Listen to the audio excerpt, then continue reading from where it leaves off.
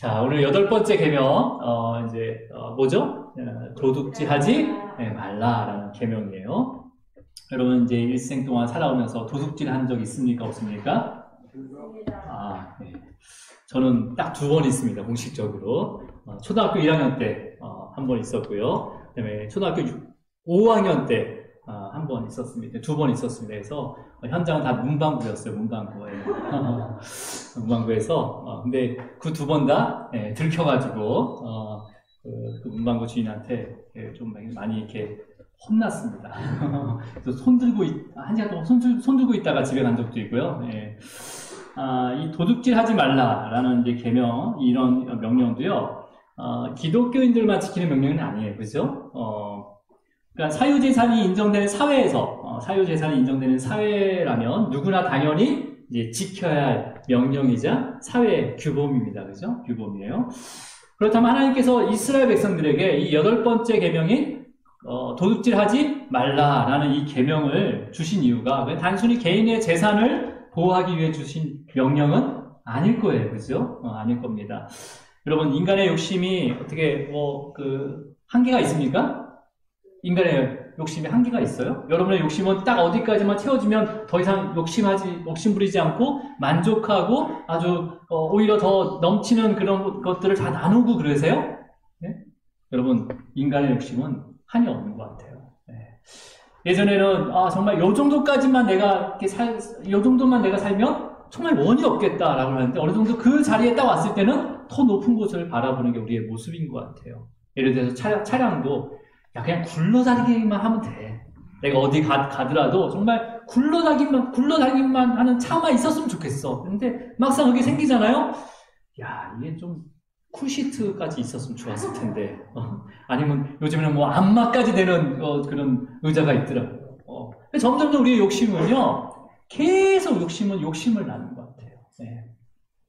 그러니까 자신이 가지고 있는 재산이나 소유에 절대 만족하지 못하는 거죠. 그러면서 또 다른 사람들의 그런 어떤 재산과 아니면 소유를 비교하게 되고 오히려 그것을 내가 내 것으로 만들려고 하거나 그런 의도와 그런 행동들이 다양하게 나타나지는 거죠. 내 삶 가운데. 여러분, 이런 모든 행동이 바로 도둑질입니다. 도둑질. 네.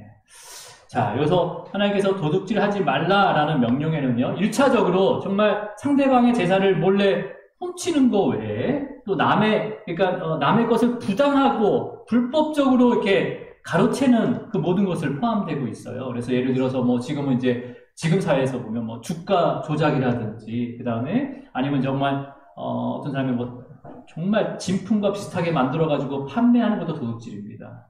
그러니까 짝퉁 판매죠. 그런 것도 도둑질이고, 그 다음에 보이시피싱이라든지, 그 다음에 상표나 브랜드를 좀 이렇게 도용하거나 또 그렇게 사용하는 거, 그 다음에, 다른 사람들의 지식이나 지적 재산권을 또 침해하는 것도 도둑질이 되는 거고요. 그 다음에 불법 다운로드 하거나 프로그램을 사용하는 것도 도둑질이 되는 거고, 심지어는 또 시간 약속을 했는데 약속 시간보다 늦는 것도 바로 그 상대방의 시간을 도둑질하는 거예요. 물론 이제 레위기 말씀에는요, 더 디테일하게 있어요. 그러니까 아직 땅이 정해지지도 않는데도 그 지경서, 경계도를 옮기는 것조차도 이건 도둑질이다라고 말씀을 하십니다. 나중에 이제 레위기와 출애굽기를 통해서 이제 또 자세히 볼 텐데요. 또 이것뿐만 아니라 이제 공적으로 주어진 것들이 있어요. 그죠? 근데 그것을 사적인 용도로 사용하는 것도 도둑질이라는 거죠. 그래서 우리가 지금 우리가 직장이나 사무실에서 업무를 위해서 사용해야 되는 것을 사적으로 다른 용도로 사용하는 것이나 아니면 또 공적인 목적을 위해서 법인카드라든지 비용을 지출해야 되는데 사적인 어떤 즐김을 위해서 사용한다는 것은 분명히 그것도 도둑질이에요. 그러니까 얼마 전에 교수님이 연구비를 다르게 사용했다고 이렇게 그런 기사를 봤을 때 이거는 근데 진짜 이게 지식이 많고 지위가 높고 낮을 떠나서 이건 도둑질은 누구나 하구나라는 것을 우리가 볼 수가 있습니다.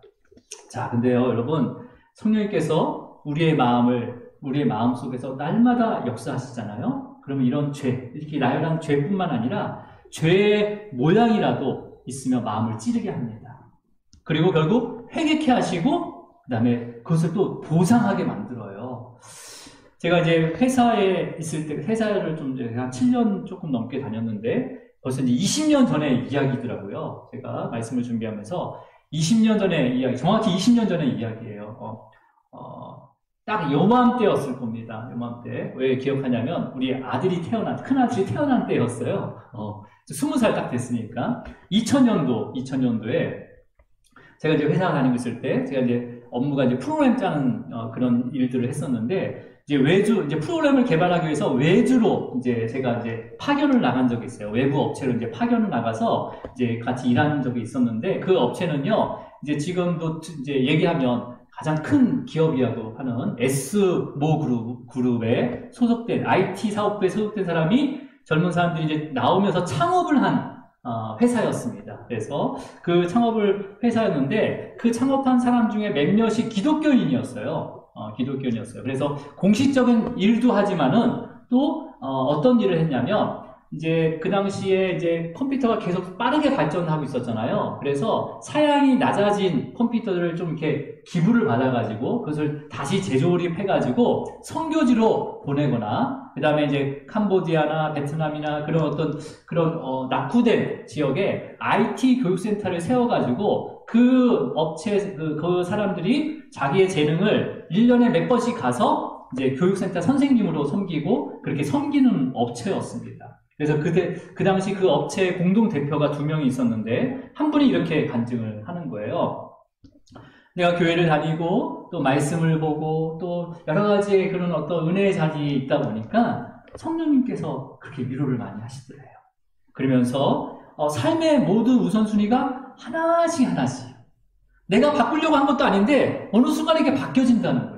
어떨 때는 후퇴할 때도 있고 어떨 때는 또 침체할 때도 있지만, 그럼에도 불구하고 하나님께서 끝까지 견인해 가면서 나의 삶의 우선순위를 하나씩 바꿔가는 거예요. 그러면서 어느 순간에 나에게 허락하신 그 재능을 하나님 나라를 위해서, 하나님의 일을 위해서 사용해야 되겠다라는 마음을 주셨다는 거예요. 그러면서 그 좋은 기업, 정말 연봉이 엄청나거든요. 그 IT 회사면 엄청난 거예요. 그 당시에도 뭐 1억 가까이 됐으니까 연봉이.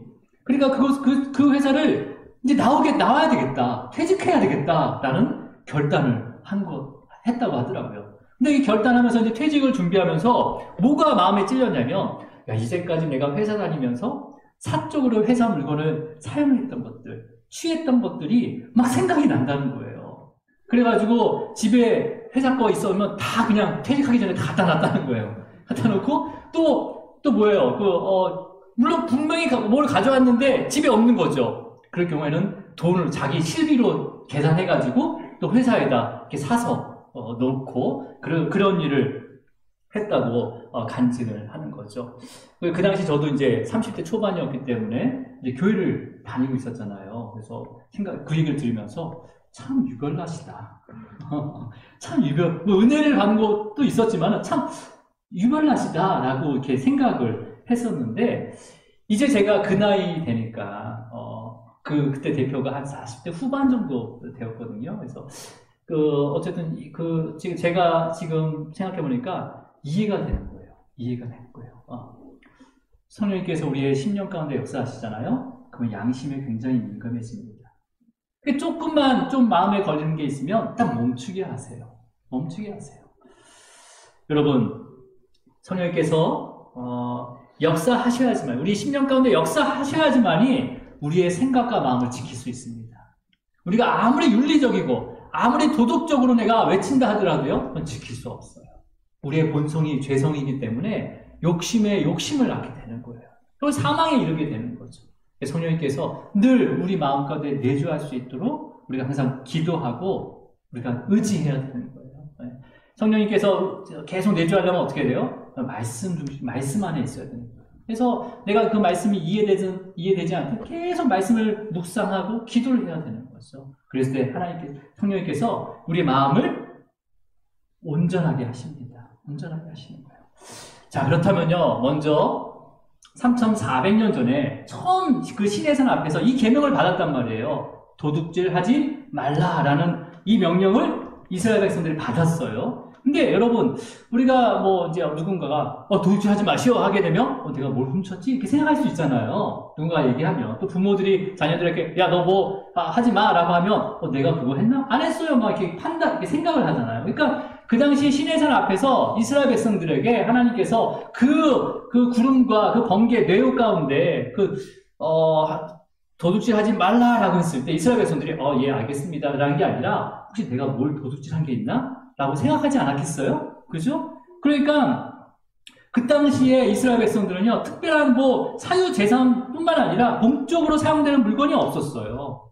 네, 없었어요. 뭐 그 당시에 뭐 법인카드가 있겠습니까? 무슨 공적으로 사용한 물건이 있겠어요. 그러니까 이 계명은요 1차적으로 어떤 거냐면 그 당시에 그 이스라엘 공동체의 질서를 유지하게 하기 위한 또 하나의 다른 계명과 함께 지켜져야 될 계명인 거죠. 그렇다면 하나님께서 정말 이 계명을 그걸로만 주셨는지 우리가 한번 생각해 봐야 되는 거죠. 이 시간에 한번 우리가 묵상해 볼 텐데.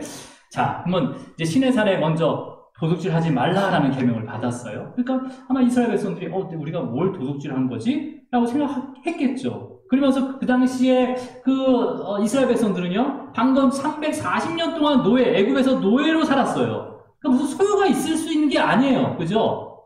노예가 340년 동안 대를 이어서 노예 생활을 했기 때문에 소유가 없어요. 그죠? 뭐 가지고 있는 게 있는 게 아니잖아요.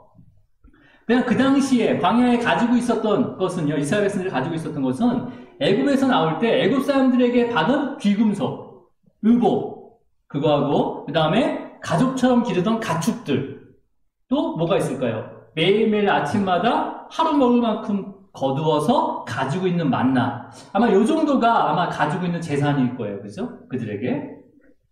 자, 그렇다면 여러분, 뭐 가진 것이 많고 적다고 해서 이게 뭐 욕심이 있고 없는 거 아니잖아요.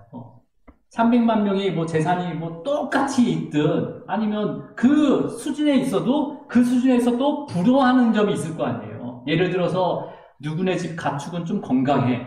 우리 집 가축은 조금 비실해. 그러면 어떻게 해요? 이걸 몰래 바꿔놔야 되겠다. 그런 마음이 저만 있는 건 아니죠. 그래서 그걸 바꿀 수도 있는 거죠. 네, 그것도 도둑질인 거죠. 그죠? 자, 그러면 또 이런 것도 있죠. 뭐 귀금속이나 그런 것도 더 좋아 보일 수 있잖아요. 그러면 이것을 갖고 싶은 마음이 있겠어요? 없겠어요? 네. 내가 진주 목걸이 하고 있는데 누가 다이아 끼고 왔어요. 근데 진짜인지 가짜인지 모르지만 부러워할 때가 있잖아요. 그런 것처럼 상대적으로 비교할 수 있는 거죠. 또 오늘따라 매일매일 먹는 만나가 더 땡기는 거예요. 더 많이 먹고자 하는 거죠. 근데 딱 먹을 만큼만 딱 거두었기 때문에 더 없는 거죠. 그러면 내일까지 기다려서 거두면 되는 거예요. 근데 참지 못하고 이웃의 만나를 훔칠 수도 있을 거 아니에요. 여러분, 이스라엘 백성들이 몇 명이 지금 광야에 나와 있어요? 300만 명이잖아요. 그러면 그 공동체, 그 이스라엘 공동체 안에서 어떤 일이 일어나는지 상상할 수 없을 거예요. 여러분, 우리 교회 안에서도요, 큰 교회들이 일어나는 일들이 다 똑같이 일어납니다. 우리 그러니까 인천 인구처럼 그 많은 이스라엘 백성들이 광야에 있는데 얼마나 다양한 일들이 일어나겠어요. 자, 그렇다면 여러분, 그 이스라엘 백성들이 가지고 있는 대부분의 귀금속 있잖아요. 귀금속. 그 귀금속은요, 이스라엘 백성들이 출애굽할 때 하나님께서 애굽 사람을 통해서 공급해 주신 거예요. 그렇잖아요. 그러니까 애굽 사람들이요, 두려워하면서 그 재앙 가운데 이 재앙이 다 완전히 끝나게 해달라고 어떻게 보면 이스라엘 신에게 부탁하는 거였어요. 그래서 모든 귀금속을 다 이스라엘 백성들에게 준 거죠. 그러니까 누구를 통해서, 그러니까 누가 주신 거예요, 그럼 결국은? 하나님께서 귀금속을 주신 거예요. 자, 그렇다면 지금 데리고 나온 가축들도 내가 그 새끼 때부터 키웠던 이 가축, 이 내 거예요? 여러분, 애굽의 10가지 재앙 중에서 5번째 재앙이 가축의 돌림병이에요. 애굽에 있는 모든 가축을 다 하나님께서 죽이신다고 말씀하셨어요. 근데 이스라엘 백성들이 거주하는 고센 땅에 있는 가축들은 내가 지켜주겠다라고 말씀하셨어요. 그러니까 다 죽었어야 될 가축들이 하나님께서 그 고센 땅에 있는 이스라엘 백성들의 가축들만 살려주셨기 때문에 그럼 그 가축들도 누가 누가 주신 거예요? 하나님이 주신 거예요. 내가 키웠다고 하지만 하나님이 주시고 보호해 주시고 지켜주셔서 나한테 가지고 있는 거예요. 내가 가지고 있는 거예요. 자, 그렇다면 이제 매일 아침 거두는 만나 또한 누가 준 거예요? 그건 당연히 하나님이 주신 거죠. 그러니까 매일 아침 아주 신비한 방법으로 매일 새롭게 창조하시면서 공급하신 하늘의 양식이 바로 만나였어요. 만나였어요.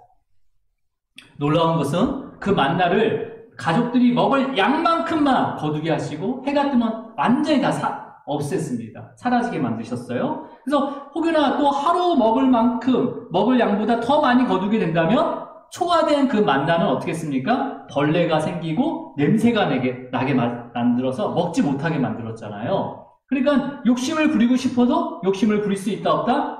부릴 수가 없는 거예요. 그러니까 그래서 아침에 누가 얼마만큼 만나를 거두는지 상관하지 않는 거죠. 그죠? 부러워하지도 않은 거예요. 이 집에서 이만큼 만나를 거뒀네 하고 이걸 부러워하지 않는 거예요. 왜? 우리 가정에 딱 필요한 만나만큼만 먹을 수 있게 해주셨기 때문에 그래서 그 양만큼만 거두게 되는 거예요. 지금 같았으면 어땠을까요? 지금은 아침마다 만나가 온다. 그럼 어떻게 했을 것 같아요? 예. 제가 상상을 해봤어요. 아마 눈치 빠르고 그런 사람들을 막 모아 이렇게 고용해가지고 만나를 싹 수거해버리는 거예요. 그래서 좀 이윤을 더 붙여서 팔거나 아니면 만나 재료를 아주 세밀하게 분석해가지고 하루가 지나도 벌레 먹지 않는 만나를 만드는 거죠. 쉽습니다. 방부제를 많이 넣으면 돼요. 그래서 그렇게 홍보하면서도 인체에 해로운 만나를 팔아서 이윤을 챙기는 거죠. 이것도 바로 뭐예요? 도둑질이에요. 그리고 또 유사 상품을 만들 수 있는 거죠. 원조 만나, 진짜 만나 해가지고 유사 상품을 만들어가지고 또 카피해서 팔아서 수익을 챙겼을 겁니다. 근데요, 하나님께서 공급하신 만나는요, 재료가 어떤 건지 알 수가 없었어요. 40년 동안 먹는데도 그 재료를 확인할 수가 없었어요. 그래서 무엇인고라는 게 만나라는 뜻이잖아요. 매일매일 아침 이게 무엇인고라고 이렇게 하고 만나를 거뒀던 거예요. 그러니까 어떻게 만드는지 도저히 레시피가 도저히 나오지 않는 거죠. 재료도 안 나오고. 그러니까 40년 동안 그 300만 명이 넘는 이스라엘 백성들이 아침마다 다투지 않도록 거둘 수 있도록 아주 풍성하게 엄청난 양을 하나님께서 주신 거예요. 매일 아침마다. 그러니까 이쪽에 많이 내리고 이쪽에 조금 내리면 사람들이 이쪽에 몰려가 싸울 거 아니에요. 그러니까 싸우지 않도록 아주 풍성하게 내린 거예요. 그냥요. 거둘 만큼. 어디서나. 그리고 맛도 똑같이 하신 거예요. 만약에 이쪽에 만나가 더 맛있어요? 그럼 40년 동안 먹어야 되니까 어떻게 나중에 이쪽에 만나가 맛있더라 소문이 나가지고 이쪽에 와서 막 싸울 거 아니에요. 그러니까 이스라엘 전체 백성들이 똑같은 맛의 만나를 먹게 만드신 것도 신기한 방법인 거죠. 그죠? 여러분, 그렇다면 마실 물은요? 마실물은 누가 공급해 주신 거예요? 생수 회사에다 신청해서 먹은 게 아니라 하나님께서 때에 따라서 물을 공급해 주셨잖아요. 그리고 마지막에 그 시내산 그 건너편에서 바위를 침으로 인해서 정말 폭포수구처럼 물이 떨어지고 모든 계곡을 채웠기 때문에 시내산에서 머물 수가 있었던 거예요. 그러니까 물도 하나님께서 공급하신 거죠. 자, 그렇다면 여러분, 이스라엘 백성들의 생명은 어떻습니까? 생명. 6월절 밤에 다 죽었어야 되는 거예요. 6월절 밤에 다 죽었어야 되는 거예요. 근데 하나님께서 믿음으로 그 어린 양의 피를 문설주와 좌우 임방에 묻혔을 때, 발랐을 때 죽음에서 넘어갈 수 있다라고 말씀하셨고 그 말씀대로 믿음으로 발랐을 때 죽음에서 넘어갔습니다. 이스라엘 백성들. 그러니까 그 생명도 그때 다시 주신 거죠. 그러면 생명도 누가 주신 거예요? 하나님이 주신 거예요. 그렇기 때문에 이스라엘 백성들이 광야에서 가지고 있는 모든 생명까지 모든 것은요 다 누가 주신 거예요? 하나님께서 주신 거예요. 자기 게 하나도 없었던 거죠. 그렇다면 여러분, 그 당시에 이스라엘 백성들이 가지고 있는 그 모든 것이 누가 보더라도 하나님께서 공급하신 거예요. 그죠?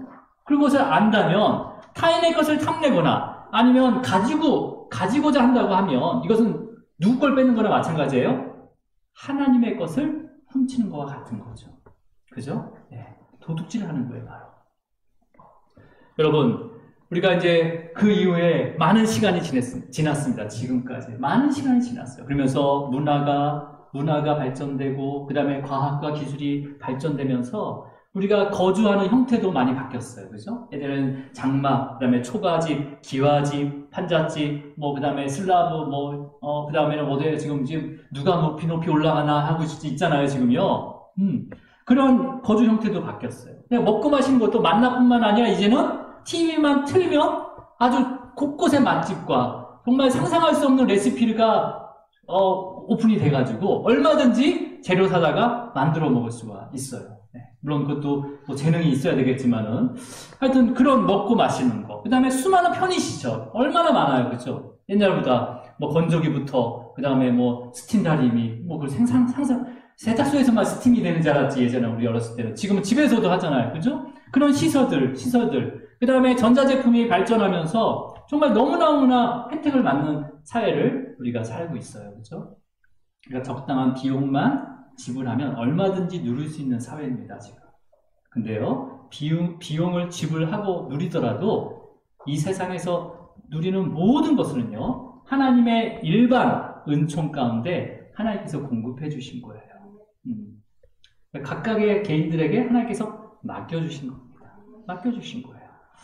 그렇기 때문에 도둑질 하지 말라라는 이 명령은요, 어떤 명령입니까? 부정적인 명령이기도 하지만은 광야에 있는 이스라엘 백성들 뿐만 아니라 지금 우리에게 주시는 명령인데 어떤 명령입니까? 하나님께서 모든 것을 공급해 주시고 있다.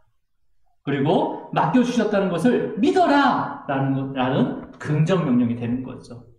여러분, 하나님께서 우리에게 모든 것을 맡겨주셨습니다. 공급에 또 우리 공급에 공급 처세요. 예. 그리고 이것을 우리가 하나님의 뜻대로 우리가 잘 다스려야 되는 거죠. 그것을 말씀하시는 거예요. 자, 그렇다면 하나님이 공급해 주시고 그 다음에 맡겨주시니까 공급할 때까지 내가 기다려야지. 맡겨주실 때까지 내가 아무것도 하지 말고 기다려야지. 이런 명령이 아니라는 거예요. 여러분, 예수님께서는요, 달란트 비유를 통해서 하나님께서 각자에게 주신 그 은사와 재능과 그 다음에 그 기회를 사용하도록 말씀해 주셨어요. 자, 여러분, 이 달란트의 비유에는 4명의 사람이 출연을 하게 되는데, 인물이 있는데, 주인이 있습니다, 주인. 그 다음에 종이 3명이 있어요. 그래서 주인이 멀리 타국으로 가게 되잖아요. 그러면서 종들에게 달란트를 각 재능대로, 성경은 각 재능대로 달란트를 주셨다고 했습니다. 그래서 첫 번째 종에게는 5달란트를 줘요. 그리고 두 번째 종에게는 2달란트를 줍니다. 그리고 세 번째 종에게는 1달란트를 주게 됩니다. 그래서 멀리 떠나게 되죠. 그래서 떠났을 때 5달란트 받은 종은요, 장사를 해가지고 5달란트를 남깁니다. 2달란트를 가지고 있는 종은 또 장사를 해서 2달란트를 남기게 돼요. 그럼 이제 1달란트를 가진 종은 어떻게 했을까요? 자, 우리 말씀 마태복음 25장 8절 말씀을 한번 우리 18절 말씀이죠? 자, 한번 읽어보도록 하겠습니다. 18절 말씀 함께 있습니다. 시작. 1달란트 받은 자는 가서 땅을 파고 그 주인의 돈을 감추어 두었더니 라고 되어 있어요. 자, 여러분, 1달란트 받은 종은요, 지금 땅을 파가지고 주인의 돈을 감추었다라고 되어 있습니다. 물론 이제 이 내용을 이미 알고 있기 때문에 정말 게으르다 이렇게 얘기할 수 있지만, 사실은 이 1달란트 받은 이 종은, 세 번째 종은요, 나름 뭐 잘못한 게 없어요, 사실은요. 왜 그렇습니까? 도둑질 하진 않았어요. 남의 것을 도둑질하는 건 아니잖아요. 그렇다고 자신 것을 낭비하지도 않았어요. 그리고 또 잃어버리지도 않았어요, 그대로.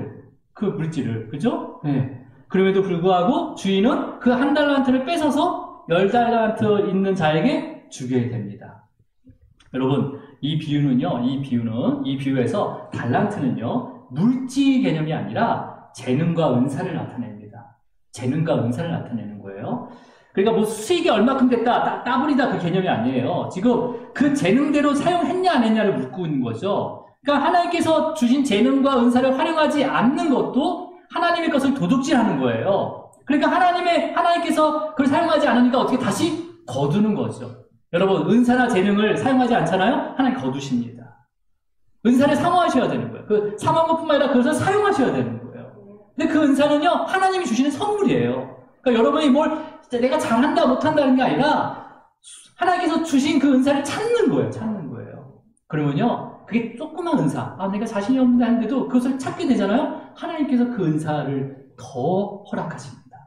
그래서 감당하게 하세요.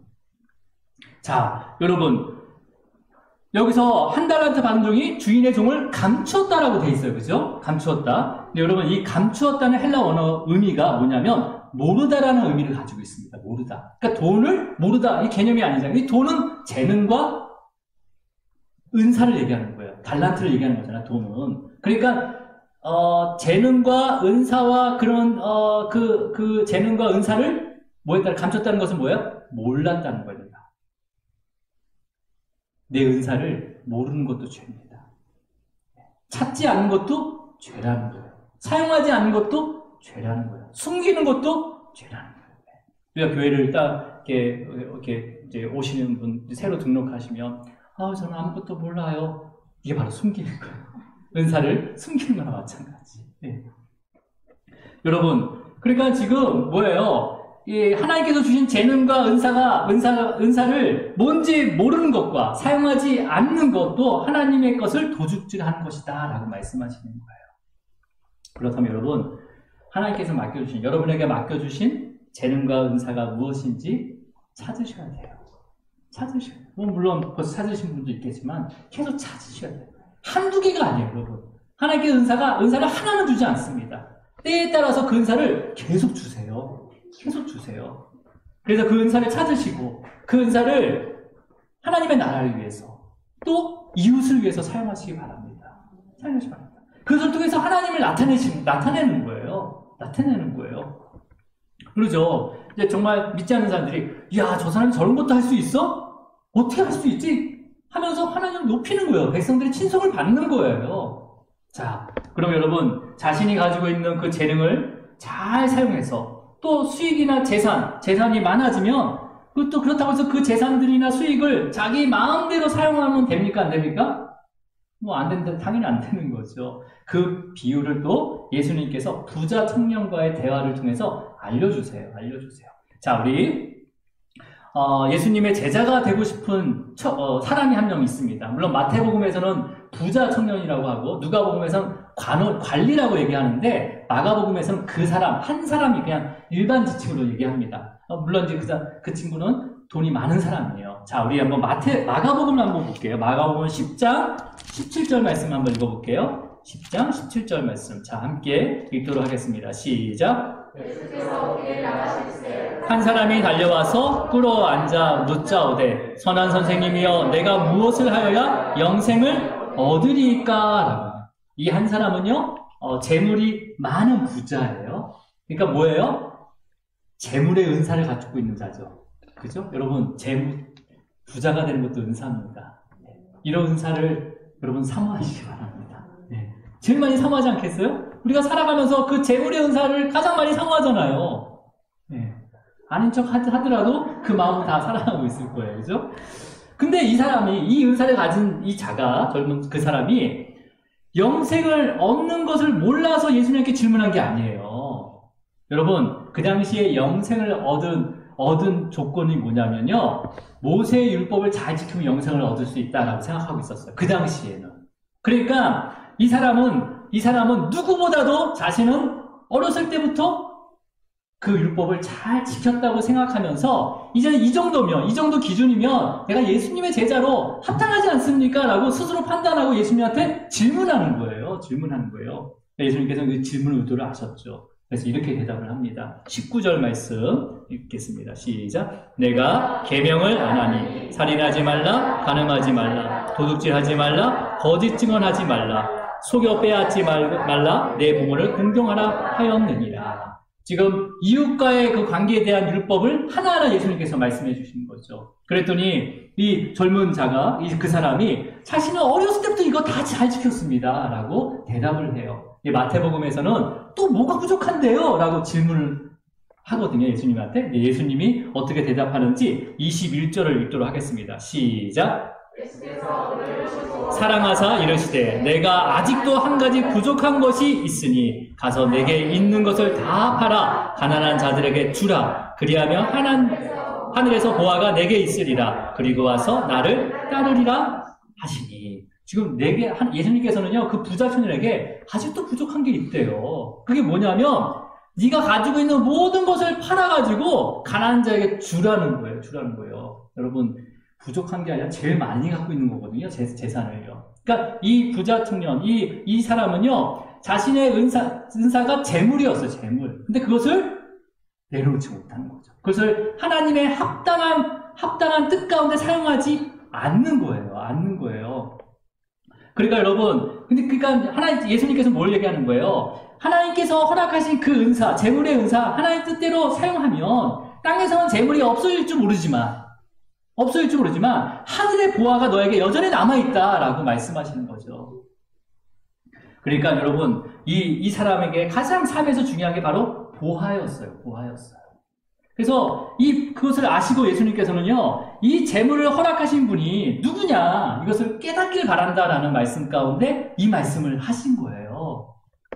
근데 이 사람이 어떻게 합니까? 반응이? 슬퍼하면서, 근심하면서 떠나게 돼요. 자, 우리 22절을 읽어볼게요. 자, 22절 시작. 그 사람은 재물이 많은 거로 이 말씀으로 인하여 슬픈 기색을 띠고 근심하며 가니라. 저는 이 말씀을 이제 묵상하면서요, 그래도 이 사람은 가능성이 있겠다라고 묵상을 했어요. 우리가 이제 에레미야서를 우리가 묵상하고 있잖아요. 그래서 에레미야서 앞에 그 두루마리, 에레미야를 통해서 하나님께서 하나님의 말씀을 기록하잖아요. 그래서 그 두루마기를 왕 앞에서, 신하들 앞에서 읽게 돼요. 낭독하게 됐을 때 그 왕이 어떤 반응을 일으킵니까? 칼을 들어서 서너 쪽 낭독할 때마다 칼로 연하여서 완전 찢었다는 거예요. 강제로. 칼로 찢기 전에 바로 찢으면서 찢었다는 거예요. 그렇게 찢으면서 어떻게 했습니까? 불에 태웠단 말이에요. 하나님의 말씀을. 이런 자에 비하면 그냥 슬픔과 근심 가운데 떠났다. 뭐 성경에 기록되지는 않았지만요, 언젠가 이 사람이 돌아오지 않았을까? 왜? 우리 마음 가운데 그런 어떤 찔림이 있지만은 그 당시에는 내가 그것을 받아들이지 못하고 감당하지 못하고 떠날 수도 있지만은 언제나 하나님께서 부르시지 않겠어요? 그렇잖아요, 여러분. 여러분도 교회에서 뭘 위해서 작정 헌금해봅시다. 건축 헌금합시다. 11조를 내야 됩니다. 라고 하면 여러분 슬픈 기색 가운데 근심하면서 되돌아설 때가 있어요, 없어요? 제가 있었거든요. 네, 하지만 그렇게 돌아설 때가 있지만은 우리가 은혜의 방편 안에 우리가 떠나지 않고 그 영원한 생명을 바라보면서 예수님의 그 진리를 깨닫고자 한다면 성령께서 진리를 깨닫게 하시고 그리고 은혜를 우리에게 부어주십니다. 그리고 이렇게 고백하게 되는 거죠. 주님, 내가 누리는 그 모든 것이 값없이 하나님한테 받은 거군요. 라고 고백하게 되는 거죠. 이게 내가 그냥 고백한다고 고백되는 게 아니에요. 진짜 체험되어져야 되는 거죠. 내가 노력해서 받을 수 있는 게 하나도 없군요. 다 하나님께서 값없이 나에게 주신 거군요. 저는 정말 빚진 자입니다. 은행에 빚도 많지만은 내 삶 가운데 모든 게 다 빚진 거군요. 라고 고백하게 되는 거죠. 그러면서 하나님께서 쓰신다고 할 때, 비록 내가 가진 건 없지만, 기쁨으로 기꺼이 힘껏 드릴 때가 오는 것처럼, 그 사람에게도 가능성이 있다라고 묵상을 할 수가 있었습니다. 근데 이게 근거가 있더라고요. 제가 이 근거가 어디 근거냐면, 21절에 예수님께서 그 남자를 딱 만났을 때, 뭐라고 말씀하셨습니까? 그를 보시고 사랑하사라고 먼저 말씀하세요. 그를 보시고 사랑하사. 그러니까 지금 봐가지고 사랑스럽네 그게 아니에요. 이 사랑하사는요 과거형을 쓰고 있어요. 과거형 능동태에서 쓰고 있어서 예전부터 사랑하셨다는 거예요. 그러니까 그 사람은 하나님께서 택하신 거죠. 하나님께서 예전부터 그를 사랑하고 있었어요. 근데 그 사람이 모르고 있었다는 거죠. 재물을 더 사랑하고 있었다는 거죠. 근데 결국 하나님께서 택하신 자들은요 끝까지 견인하십니다. 끝까지 견인해가시고 끝까지 구원을 이루세요. 내가 도망갈 그곳을요 다 막으세요. 하나님께서 결국 구원의 길, 어두운 길로 가요? 좁은 길로 가게 만드신다는 거예요. 깔때기처럼 쫙 모아가지고요. 그 길로 갈 수밖에 없어요. 순순히 가시기 바랍니다. 맞지 말고 가시지 말고. 이 사람의 가능성이 있는 거죠. 이미 택하신 거예요. 저와 여러분도 어떤 상황과 어떠한 주권적인 그 이끄심에 왔지만은 주님께서 사랑하셨기 때문에 우리 이 자리에 앉혀놓으신 거예요. 그러니까 여러분, 계명을 지키는 것은요, 구원의 조건이 아니에요. 구원의 조건이 아닙니다. 여러분은 이 계명을 통해서, 하지만 이 계명을 통해서요, 우리가 하나님의 자녀로서 또 거룩한 신부로서 진짜 신랑이 누구인지, 진짜 남편이 누구인지를 찾아가고, 난 그 예수님을 따르는, 찾게 하는 하나의 도구가 되는 거예요. 네.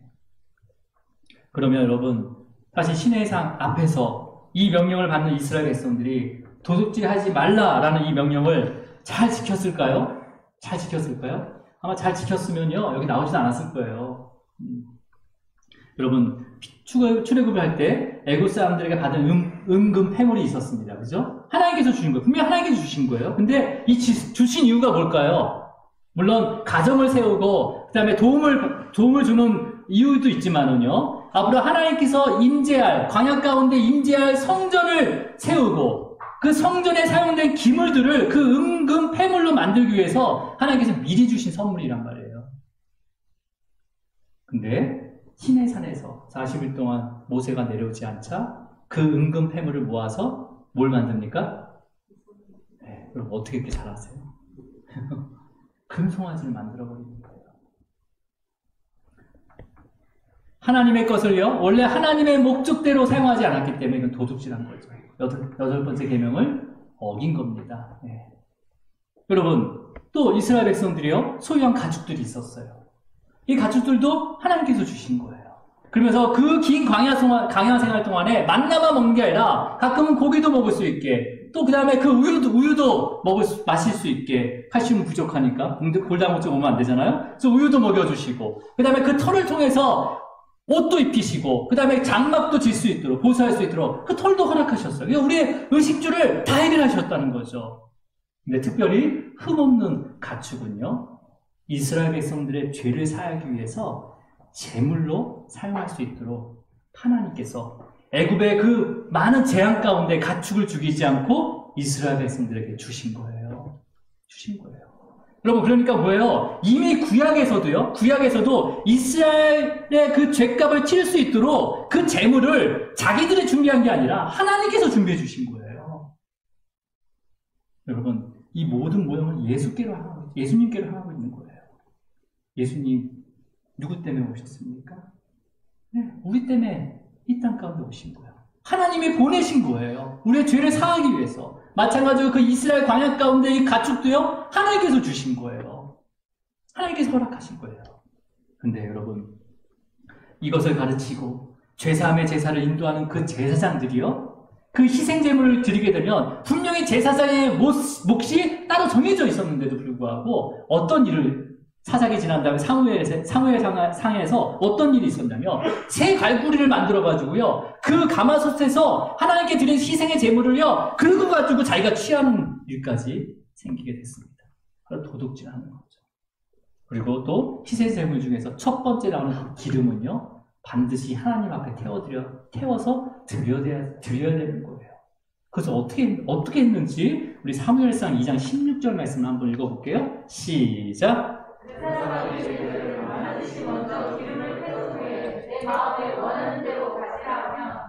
그가 말하기를 아니라 지금 내게 내라, 그렇지 않으면 내가 억지로 빼앗으리라 하였습니다. 여러분, 지금 이 대화가요, 제사장들끼리 그 제단 앞에서 이루어진 일들이에요. 뭐예요? 기름을 태운 후에 그 다음에 제사장이 취할 수가 있는 거거든요. 근데 그 제사장이 뭐라고 얘기하는 거예요? 아니야, 지금 나에게 가져와라. 그렇지 않으면 내가 억지로 뺏겠다는 거예요, 지금. 이게 성도와 제사장이 아니라 제사장들 사이에서. 예, 여러분, 이 제사장이 다 우리예요. 다 우리를 나타내는 거예요. 그러니까 하나님 것으로 마땅히 드려야 할 그 제사장들이 하나님의 드릴 것을 자기가 먼저 취하고 있는 거죠. 여러분, 우리가 살아가면서 하나님한테 먼저 드려야 할 것을 내가 취한 적이 있지 않았나요? 하나님한테 먼저 드려야 될 것을 내가 취하지 않았다. 한번 돌아봐야 되는 거죠. 그렇죠? 하나님께서는요, 이 죄가 심히 크다고 말씀하셨습니다. 그리고 멸시했다라고 말씀하세요. 자, 우리 사무엘상 2장 17절 말씀 읽도록 하겠습니다. 시작. 이 소년들의 죄가 여호와께 심히 크면 그들이 여호와의 제사를 멸시하려니와. 그러니까 이 소년들이란 건 뭐예요? 지금 어른들뿐만 아니라 소년들까지 다 그렇게 그냥 예배를 드려지고 있다는 거예요. 여러분, 그래서 우리 성도님들, 부모들이 중요합니다. 그러니까 지금 뭐예요? 그 죄, 이 도둑질하는 죄가 심히 크다고 말씀하셨어요. 그리고 이 도둑질하는 죄는요, 여호와의 제사를 멸시함이라는 거예요. 여러분, 이 도둑질은요, 하나님의 예를 멸시하는 죄입니다. 여러분, 이 도둑질이 어떤 거예요? 남의 거를 훔치는 게 아니라 하나님께서 허락하신 것을 하나님의 뜻대로 사용하지 않는 것, 그것은 예배를 멸시하는 거예요. 우리가 예배를 드리지 않는다고 해서 우리가 그 거부한다고 해서 멸시하는 게 아니라 나에게 주신 그 재능과 은사와 모든 물질을 하나님의 뜻 가운데 사용하지 않는 것, 먼저 하나님을 위해서 사용하지 않는다면 다 멸시하는 겁니다. 그래서 뭐예요? 예배를 드리기 전에 뭘 하라고 합니까? 싸웠다면 화해하라고 얘기하잖아요. 네. 다 포함이 되어 있는 거죠. 그럼 이제 말씀을 정리하도록 하겠습니다. 오늘 이 도둑질 하지 말라라는 이 계명에 뭐가 들어가 있는 거예요? 누구의 소유를 훔치는 게 아니라 우리의 모든 소유가 우리의 것이 아니고 바로 하나님의 것이다 라는 것을 기억하고 또 하나님의 뜻대로 사용해야 된다라는 것을 깨닫게 하는 명령입니다. 또 뭐예요? 우리의 재능, 우리의 은사까지도 주님께서 주시는 거고 그것을 합당하게 사용할 수 있도록 또 개발하고 또 그것을 사용해야 된다는 거죠. 그래서 그것을 개발하지 않고 또 그걸 사용하지 않는 것도 바로 이 명령을 어기는 겁니다. 자, 그러면 우리가 도둑질하지 말라라는 이 계명을 지키기 위해서 어떻게 됩니까? 네. 어떤 상황 가운데서도 사실은 객관적으로 우리가 이 도둑질하지 않으려고 하면요, 내가 모든 누린 것에 다 만족하면 되는 거예요, 그죠? 내가 갖고 있는 것을 다 만족하면 내가 뭐 훔칠 게 없잖아요. 뭐가 부족하니까 뭐 훔치는 거 아니에요? 물론 부족하지 않아도 훔치는 사람도 있지만, 네, 취미로 훔치는 사람도 있지만은, 근데 여러분 어떻게 하면 우리가 만족할 수 있을까요? 여러분, 아이들이 가끔 저도 이제 수업 때 말씀드렸지만 도둑질 할 때가 있어요. 근데 이제 이게 여러 가지 이유가 있는데 뭐 정신적으로 이유가 있든지 뭐 여러 가지 이유가 있지만은 대부분 어떠한 동기에 많이 이렇게 그 남의 거를 손대게 되냐면 부모가 사주지 않을 거라는 생각해서 부모가 이건 정말 사주지 않을 거야 라면서 그런 생각 가운데 훔칠 경우가 있다는 거예요. 근데 반대로 부모가 어떤 것이 좀 필요하면 다 사주고 그 사준다는 그 부모에 대한 믿음이 있는 자녀는요 절대로 훔치지 않을 거예요, 그죠? 네. 오히려 내 삶 가운데 있는 것에 만족하고 자족하게 됩니다. 여러분, 자족이라는 것은요 스스로 넉넉하게 여기는 마음이에요. 자족이라는 것. 빌립보서에서도 자족이라는 단어가 나오지만은 그래서 이제 어떤 의미냐면 원하고 필요하면 언제든지 부모님이 또 아니면 할머니가 할아버지가 사주시니까 마음이 넉넉한 거예요, 그 아이들한테는요. 그래서 이제는 다른 친구가 필요하다고 하면 그냥 쿨하게 다른 친구에게 내 장난감도 얼마든지 줄 수 있는 거죠. 왜? 넉넉하니까. 네. 또 필요하면 사주니까. 물론 이제 혼날 수도 있겠죠. 왜 그렇게 비싼 걸 사줬냐라고 생각할 수 있겠죠. 근데 여러분, 사도 바울은요 빌립보 교회에 보내는 편지 빌립보서를 통해서 주 안에서 항상 기뻐하라, 또 기뻐하라라고 말씀하고 있습니다. 우리에게 가르치고 있어요. 그러면 주 안에서 항상 기뻐하라라는 것, 이 주 안에서라는 것은요 주님과 한 몸임을 기뻐하라는 의미예요. 여러분, 주님과 한 몸임을 기뻐하시기 바랍니다. 근데 이 한 몸이라는 것은 어느 때 쓰냐면 남편과 아내에게만 쓰는 단어예요. 한 몸. 다른 사람하고 한 몸 되면 절대 안 됩니다, 여러분. 남편과 아내 한 몸이 돼야 된다는 거죠. 근데 우리는요 그 한 몸 사이에 누가 있다는 것을 우리는 믿어야 됩니까? 남편과 아내가 얼마든지 한 몸 될 수 있지만 언제든지 또 떨어질 수 있어요. 근데요 우리는 먼저는 그 배우자가 예수님과 한 몸이 돼야 돼요. 또 이쪽 배우자가 예수님과 한 몸이 돼야 돼요. 그래서 예수님을 통해서 한 몸이 돼야지만이 완전하게 될 수가 있는 거예요. 어떤 상황에서도 회복이 가능한 거예요. 그러니까 만약에 둘의 문제가 있어 떨어졌다. 그러면 예수님과 한 몸이 되고 또 이 사람이 예수님과 한 몸이 되면 결국은 다시 또 한 몸으로 합쳐지게 되는 거죠. 그러니까 여러분, 한 몸은 남편과 아내의 관계예요. 그래서 예수님과 우리는 한 몸이 돼야 됩니다. 그것을 기뻐하라는 거예요. 왜 기뻐해야 될까요? 자, 우리 빌립보서 4장 5절 말씀 읽도록 하겠습니다. 빌립보서 4장 5절 말씀 시작. 너희 관용을 모든 사람에게 알게 하라. 주께서 가까우시니라. 여러분, 여기서 주께서 가까우시다라는 것은 임박하다는 거예요. 뭐가 임박하냐면 심판이 임박하는 게 아니라 신랑 되신 예수님이 이제 오신다는 거예요. 바로 오신다는 거예요, 이제요. 언제인지 모르지만 신랑 되신 예수님이 오셔서 우리를 어디로 데려가는 거예요?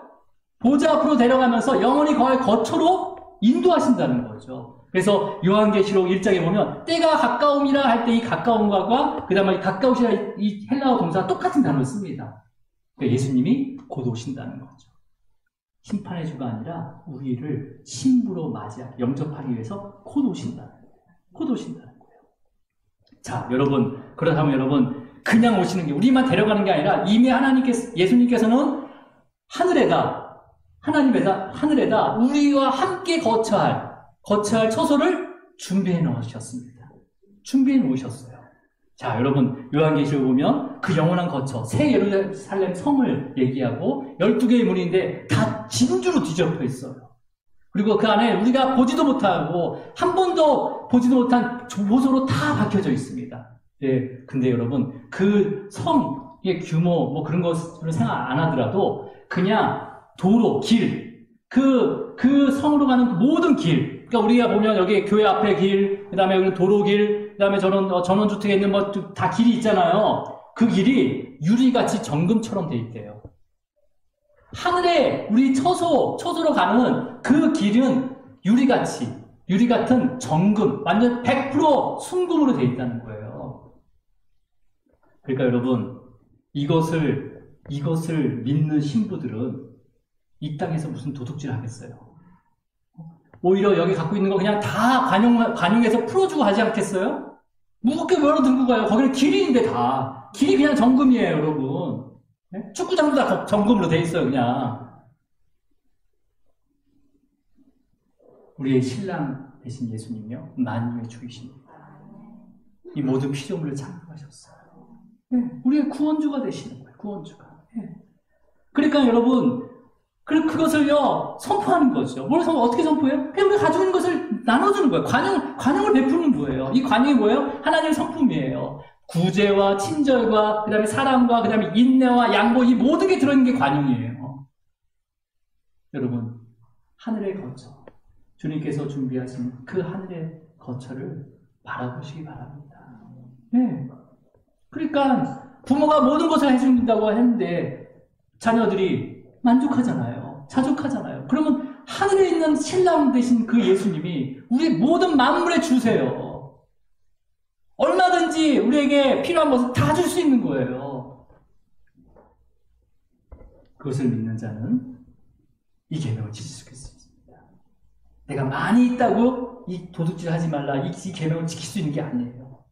믿음이에요. 어떤 믿음입니까?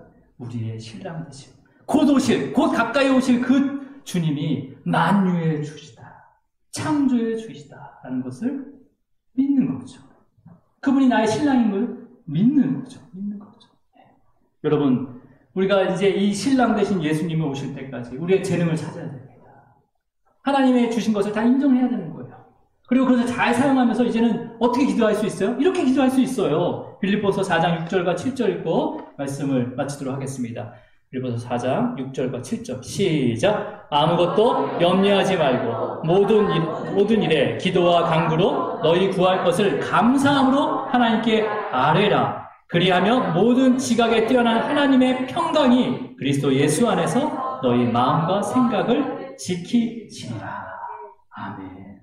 여러분, 이스라엘 백성뿐만 아니라 저와 여러분 필요한 모든 것을 우리 신랑 되신 주님께서 더 잘 알고 계십니다. 더 잘 알고 계세요.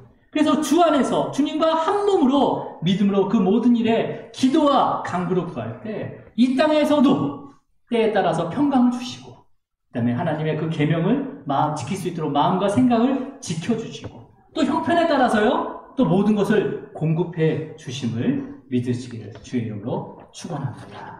기도하시겠습니다.